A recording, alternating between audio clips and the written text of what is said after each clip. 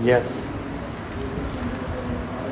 मोदी ने यह कार्यकाल कई नई चुनौतियों के साथ शुरू किया है, जो चुनाव अभियान के दौरान ही उभरने लगी थी।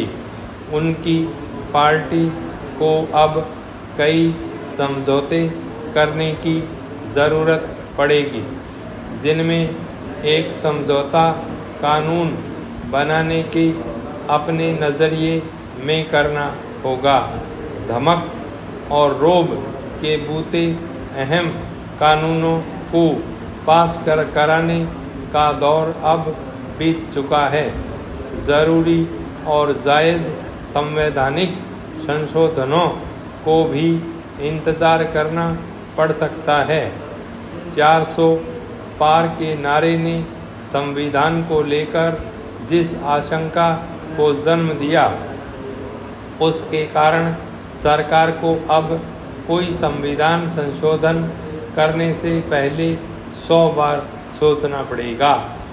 बेशक एक उपाय विपक्ष से पहले सलाह करके उसकी सहमति लेना हो सकता है, लेकिन इसके लिए मोदी युग की भाजपाई सियासत के बुनियादी ढांचे में बदलाव की ज़रूरत पड़ेगी। इस संसद का जो पहला सत्र हुआ, उससे फिलहाल किसी राहत की उम्मीद नहीं बंधती।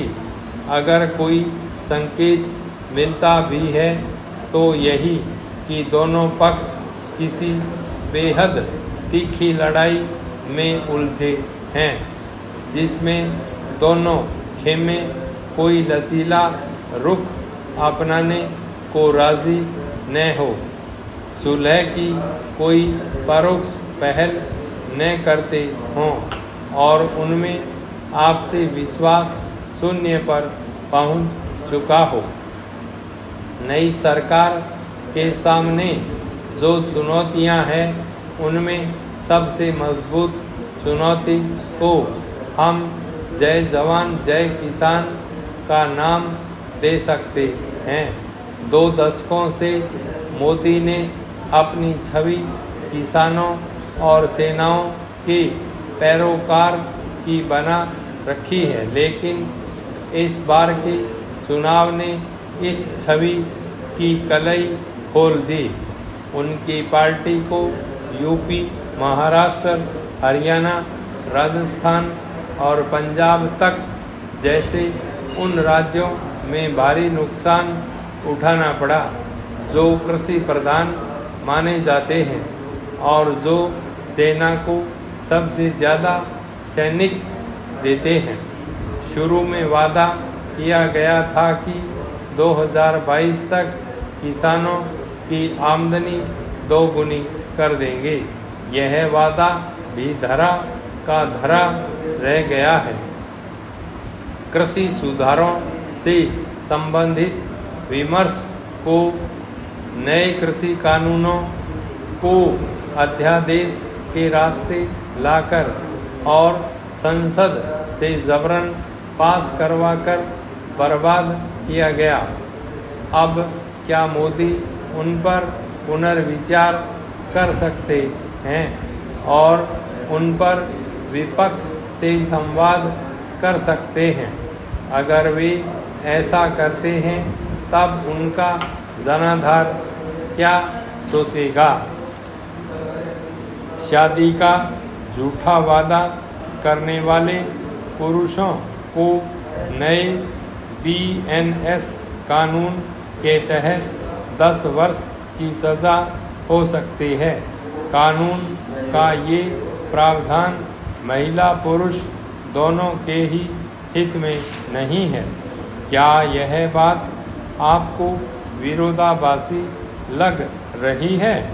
एक महिला से ऐसी बात सुनकर आश्चर्य हो रहा है।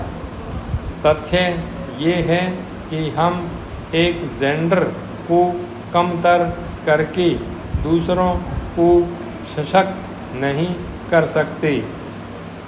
यह तो पीछे लौटने वाली बात हो गई। यह मान लेना कि केवल पुरुष ही शादी के झूठे वादे करते हैं, पुरुषों और महिलाओं दोनों को कमज़ोर करता है। व्यभिचार कानून की तरह इसमें कहा गया कि महिलाएं गलत काम नहीं कर सकती। ऐसे कानून हमें बचकाना बनाते हैं। हेलो, महिलाएं दूध की धुली नहीं हैं और हम होना भी नहीं चाहती। महिलाएं भी झूठे वादे करती हैं, चीट भी करती हैं। महिलाएं किसी स्पेशल ट्रीटमेंट की मांग नहीं कर रही।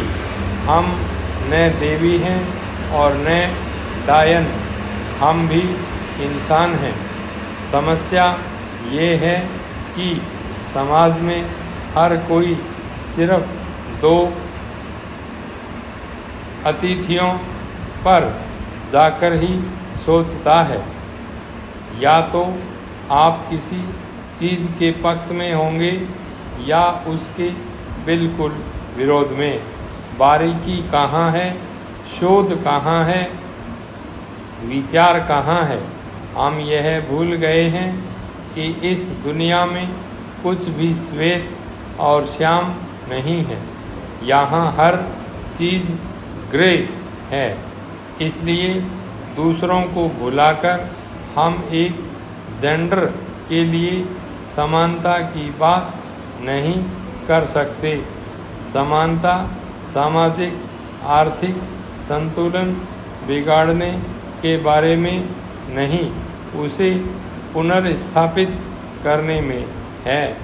इसलिए महिलाओं को पुरुषों की तरह ही बराबरी से ही बड़ा किया जाना चाहिए। बेटियों की खातिर बेटों को नज़रअंदाज नहीं कर सकते, जैसे बेटों के लिए बेटियां उपेक्षित होती रहीं, क्योंकि इससे भेदभाव का चक्र तो कायम रहेगा, जिसके खिलाफ ही तो हम लड़ रहे हैं।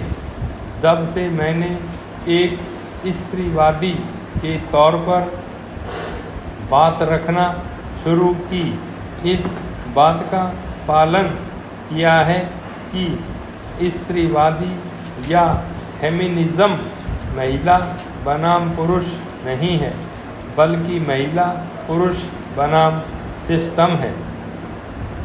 यह दोनों के लिए अन्यायपूर्ण है।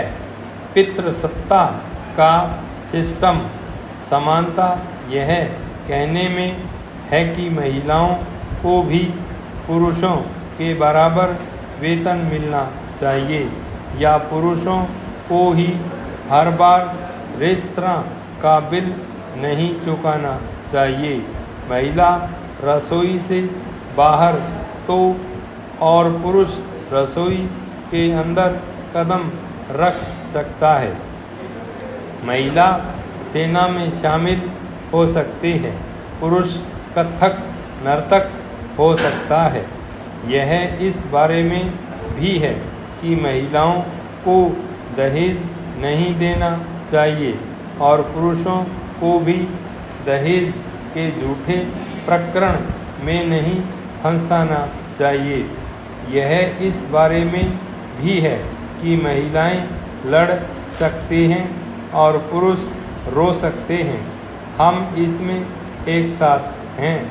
भारत के स्त्रीवादी आंदोलन में ऐतिहासिक रूप से पुरुष भी मजबूत सहयोगी रहे हैं।